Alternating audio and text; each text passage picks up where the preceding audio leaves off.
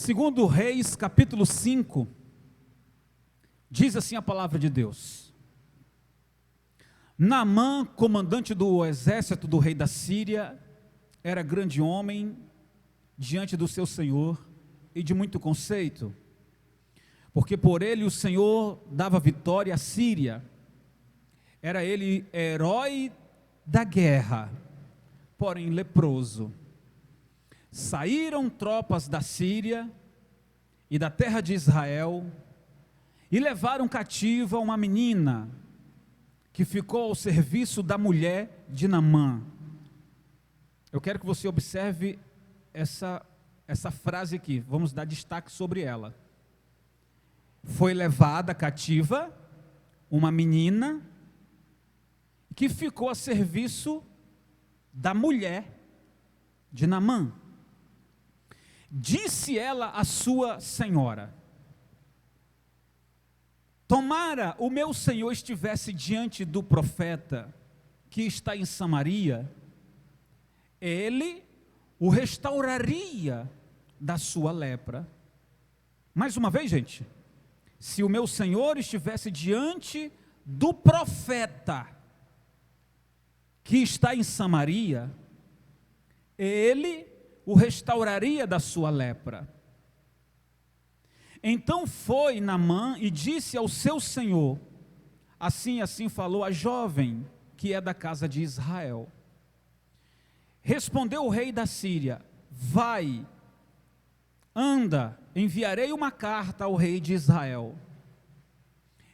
Ele partiu, levou consigo 10 talentos de prata, 6.000 siclos de ouro e 10 vestes festivais. Levou também ao rei de Israel, olha aí a frase, levou a quem também? Ao rei de Israel, a carta que dizia: logo em chegando a ti essa carta, saberás que eu te enviei a Naamã, meu servo, para que o cures. Ué, não era o profeta que ia orar para curar? Você está entendendo aí, pessoal? Para que o cures da sua lepra. Tendo lido o rei de Israel a carta, rasgou as suas vestes e disse: acaso sou Deus com poder de tirar a vida ou dá-la, para que este envie a mim um homem para eu curá-lo da sua lepra?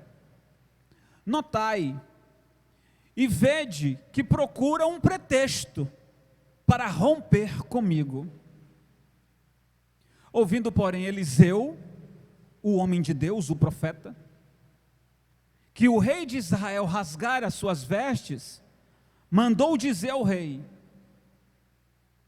porque rasgaste as tuas vestes?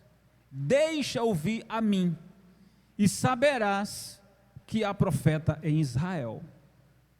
Veio, pois, Naamã com seus cavalos e seus carros e parou à porta da casa de Eliseu. Então Eliseu lhe mandou um mensageiro, dizendo: vai, lava-te 7 vezes no Jordão, e a tua carne será restaurada e ficarás limpo. Naamã, porém, muito se indignou. Olha isso, o doente se indignou. Muito se enfureceu. E se foi dizendo: pensava eu que ele sairia ter comigo, pôr-se-ia de pé, invocaria o nome do Senhor, seu Deus, moveria a mão sobre o lugar da lepra e restauraria o leproso. Não são porventura Abana, Farfá, rios de Damasco, melhores do que todas as águas de Israel? Não poderia eu lavar-me neles e ficar limpo? E voltou-se e ficou com indignação. Então se chegaram a ele seus oficiais e disseram: meu pai, é uma expressão de dizer meu senhor, se te houvesse dito o profeta alguma coisa difícil, acaso não a farias? Quanto mais, já que apenas te disse, lava-te e ficarás limpo. Então desceu e mergulhou no Jordão 7 vezes, consoante a palavra do homem de Deus. A sua carne se tornou como a carne de uma criança, e ficou limpo. Voltou ao homem de Deus, ele, toda a sua comitiva, veio, pôs-se diante dele e disse: eis que, agora reconheço em toda a terra, não há Deus, senão em Israel. Agora, pois, te peço, aceites o meu presente do teu servo. Porém ele disse: tão certo como vive o Senhor, em cuja presença estou, não aceitarei. Estou com ele para que eu aceite. Insistiu, né? Mas ele se recusou. Diga comigo: Senhor Jesus, fala comigo, através da tua palavra. Usa o teu servo, Senhor. Eu abro o meu coração para ouvir a sua voz. Amém. Amém? Essa é uma palavra muito popular. Quero falar para vocês alguns pontos diferentes. Quero pontuar algumas coisas bem diferentes. A primeira coisa que quero pontuar, já que lemos o texto inteiro, é sobre um homem que não conhecia o Deus de Israel,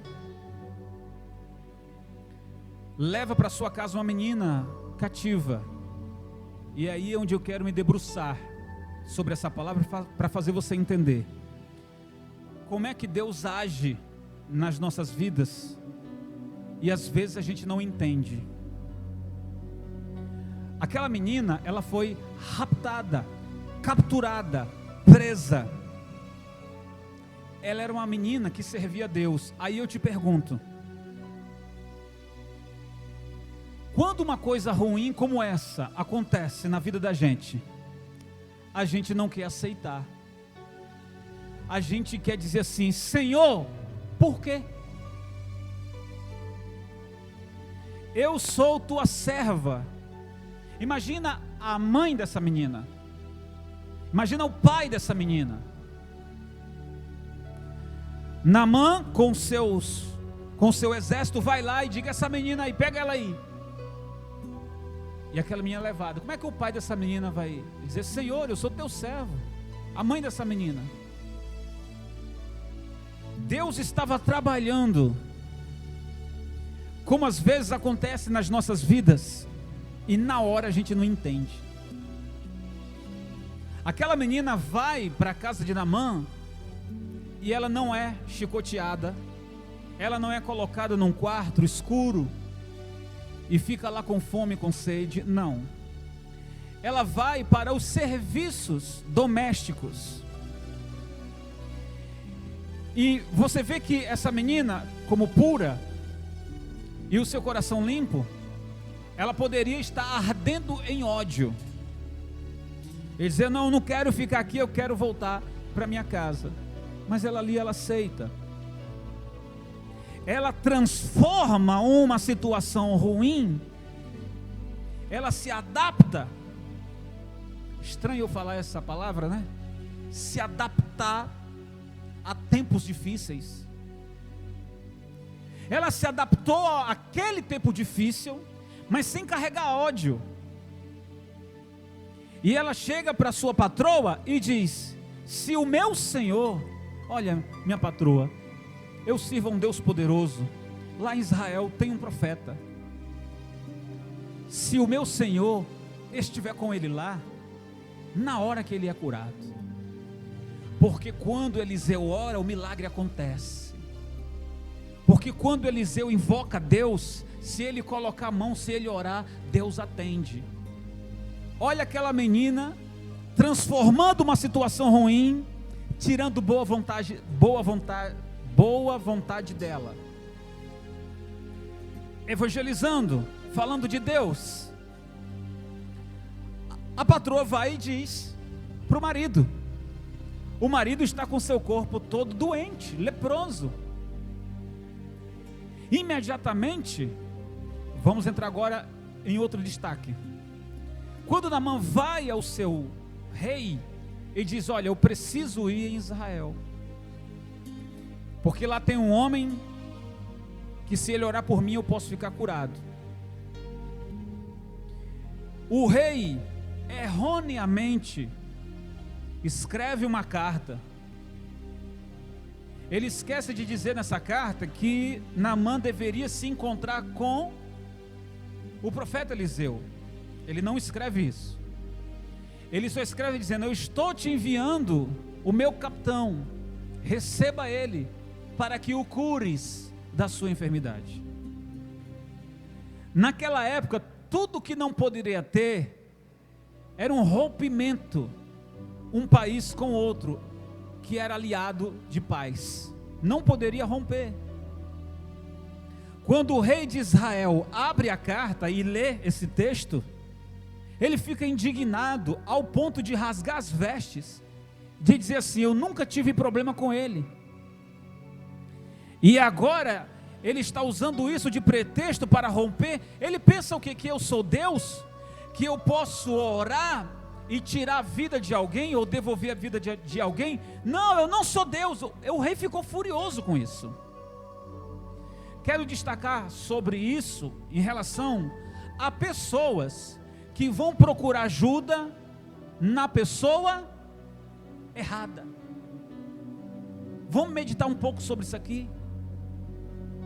Há pessoas que, ao invés de procurar a Deus, elas vão procurar solucionar os seus problemas em outros lugares, até escusos.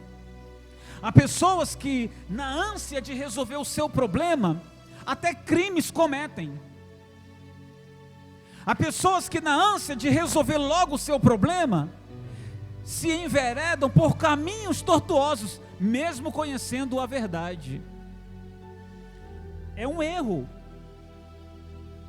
Se a direção foi da menina dizendo: procura o servo de Deus, ele é um profeta, ele tem unção, ele tem o poder de Deus sobre a vida dele. Naamã vai ao rei. O rei toma aquela ocasião para ele e diz: não, eu estou furioso. Isso tornou notório em Israel, até que o profeta Eliseu soube e disse: não, rei, não fique irado. Olha Deus trabalhando. O profeta Eliseu disse: manda, ó rei, ele vinha até a mim, deixa comigo. A Síria, mais uma vez, vai reconhecer que em Israel há um Deus poderoso. Não te atribules. Então, o Naamã esperava, porque na cabeça dessas pessoas que não conhecem Deus, e desculpe-me aqui a falar na linguagem militar, quem tem uma patente de oficial, não quer se curvar diante de um menor nunca. Então, na cabeça de Naamã, ele iria chegar lá no palácio, em Israel, e ia ficar acomodado lá em um alojamento luxuoso, e o rei mandaria buscar o profeta. O profeta sairia de lá, da sua casa, e iria chegar lá no palácio real, ia chegar até os aposentos aonde Naamã estava, e dizer: é o senhor que está doente, eu vim orar por você. Ele esperava isso. Mas Deus não age assim. Partindo para um outro destaque, Deus estava ensinando a Naamã agora, que para ser abençoado, Deus não precisa de dinheiro. Ele já tinha feito um voto lá atrás: eu vou levar essa oferta aqui, esse ouro, essa prata, eu vou levar esses incensos aqui, eu vou dar de oferta para Deus, ou para o profeta, para a casa do Senhor, para quem ele serve lá. Ele tinha isso no coração dele, era uma espécie de voto. Ele não poderia voltar com aqueles objetos de valores de volta. Ele deveria entregar. Foi um voto que ele fez. Só que Deus vai ensinar que para alguém receber a bênção, ninguém precisa pagar. Bênção não se compra. As bênçãos, elas são conquistadas por meio da fé. Existem sim as ofertas votivas.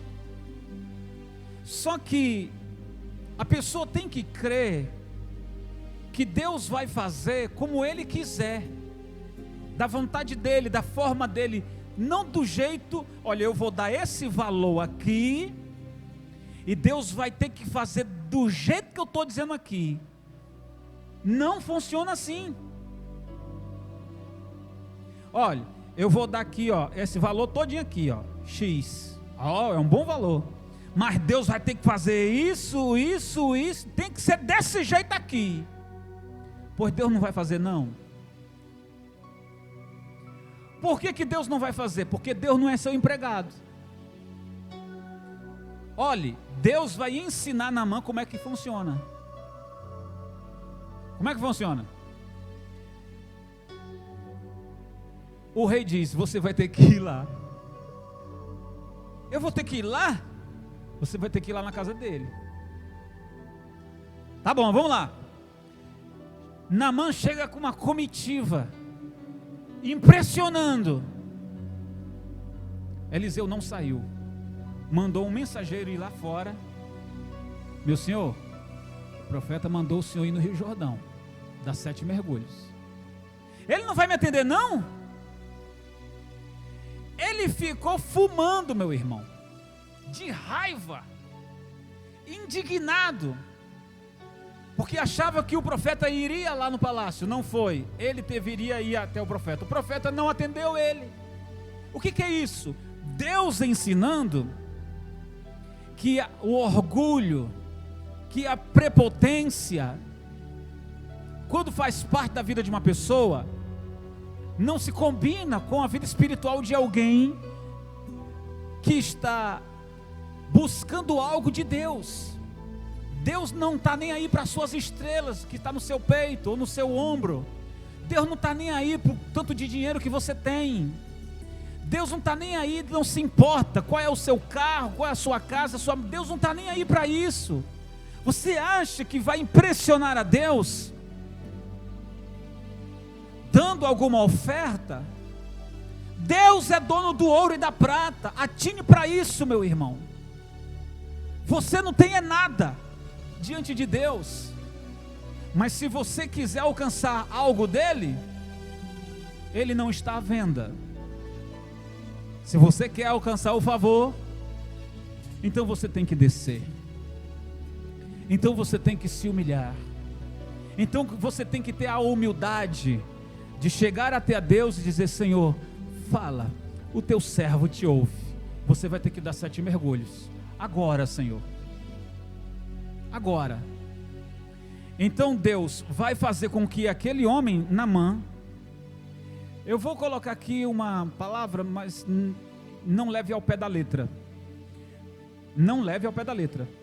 Deus fez com que Naamã fosse humilhado diante dos seus homens. Toda a sua comitiva estava lá. E Deus disse: tu vai ter que dar 7 mergulhos. O ego daquele homem subiu e disse: não vou fazer isso nada. Não vou fazer isso. Isso é uma humilhação. Na cabeça dele era uma humilhação, porque ele achava, como oficial, deveria ser recebido, e o profeta ia até lá. E agora um homem que não era oficial manda ele tomar banho, manda ele ir no Rio Jordão, que na época não era um rio tão limpo assim, havia outros mais limpos. Então ele vai questionar isso. Chega um soldado e diz: meu senhor, se o homem de Deus tivesse dito para que o senhor fizesse algo difícil, o senhor não faria? Sim. É para o seu bem, é para a sua cura. Não é difícil o senhor dar lá 7 mergulhos. Vai lá. Alguém teve que ir lá e dizer assim: seja mais humilde. Foi aí onde a ficha caiu. Eu preciso ser curado. Eu preciso que essas chagas saiam de mim. Eu preciso ser limpo. Realmente não custa nada. Ele foi, deu 7 mergulhos, sua carne ficou como a pele de uma criança. Agora feliz, ele retorna ao homem de Deus para testemunhar o verdadeiro Deus de Israel. Ele é o Deus da terra, não há outro. Então agora é um homem de estrelas que vai chegar lá na Síria e vai dizer assim: o Deus de Israel funciona. Sugiro ao rei a não procurar pretextos de guerras contra Israel, porque o Deus de lá funciona. É isso que Deus quer mostrar na sua vida também. Mas com a sua arrogância, com a sua prepotência, Deus não vai chegar na sua vida. Se você continuar resistindo, dizendo: não, eu aguento um pouco mais. Mas alguém já disse, uma menina, um garoto, alguém, um mais velho, um familiar, um amigo, um cliente, alguém chegou para você: fulano, vai lá na igreja. Fulano, assiste essa live aqui, ó, participa dessa oração aqui. Mas você continua resistindo. Não, eu posso segurar um pouco mais. Até quando você vai segurar? Porque você talvez já não tem mais saúde. Até quando você vai segurar? Talvez você já perdeu quase tudo financeiramente. Até quando você vai segurar? Vai resistir? Até quando? Há pessoas que assim. Quando é que você vai buscar a Deus? Quando você estiver numa cadeira de roda, ou numa cama, ou numa maca? E quem sabe você vai dizer: chame lá o pastor para vir aqui para fazer uma oração. Será que o pastor vai? Bom, eu costumo, quando solicitado, vou, porque eu não faço obra por dinheiro. Vou levar a palavra, mas não vai adiantar de nada eu orar por você, se você não abrir o seu coração para Deus. Eu até posso ir até você orar, eu até posso colocar minha mão sobre você, mas se você não tiver a humildade para reconhecer os seus pecados, para pedir de fato ajuda do alto, eu vou orar e Deus não vai ouvir. Quer dizer, Deus vai ouvir, mas não vai responder. Porque Deus só responde quando o coração da pessoa é aberto para Ele, com humildade. A palavra de Deus diz que Deus não resiste um coração quebrantado. Olha para isso. Porque Deus não resiste a um coração quebrantado. Ou seja, onde tiver um coração quebrantado, Deus vai chegar lá. Mas aonde há um coração cheio de ignorância, aonde há um coração cheio de orgulho, Deus não vai chegar lá. Deus está falando com você hoje através dessa palavra. Eu espero que você tenha a humildade para receber e aceitar. Deus já usou uma moça, uma menina, um jovem, alguém, um amigo, alguém, e levou para você a palavra: faz isso.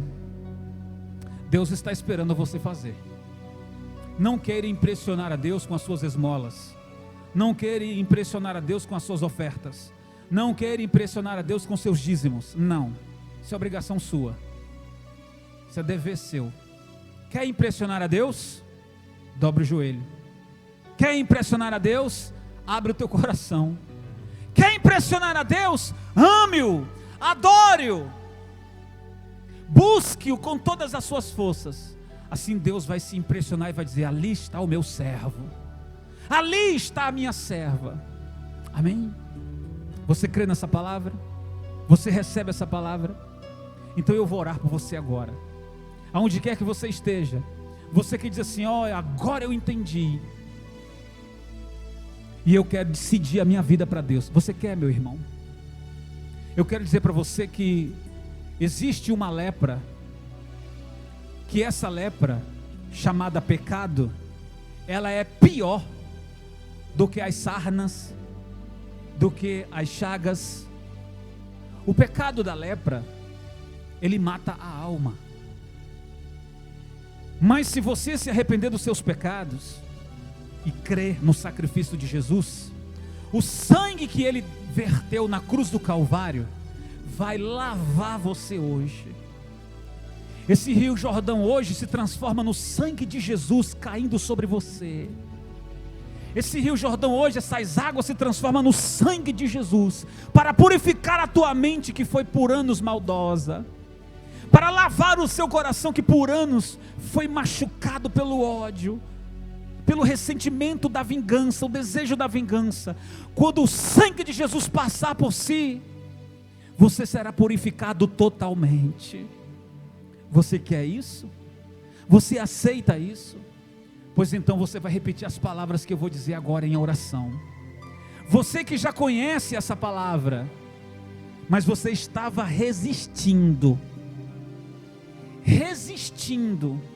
Não, eu não vou agora para a igreja não. Não, agora eu não vou me batizar não. Não, agora eu não vou tomar dessa. Você estava resistindo, mas agora você está vendo que você está perdendo tempo. E você quer voltar para Jesus? Então você vai repetir as palavras que eu vou falar agora. Nós vamos fazer uma declaração de amor para Jesus. Amém? Você quer? Então fique de pé agora. Aí onde você está, todos, fiquem de pé.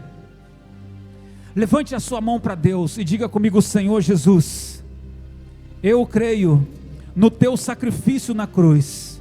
Diga: meu Deus, perdoa os meus pecados, escreve o meu nome no livro da vida. Você que está voltando hoje para Jesus, repita comigo: Senhor Jesus, perdoa os meus pecados, lava-me com o teu sangue,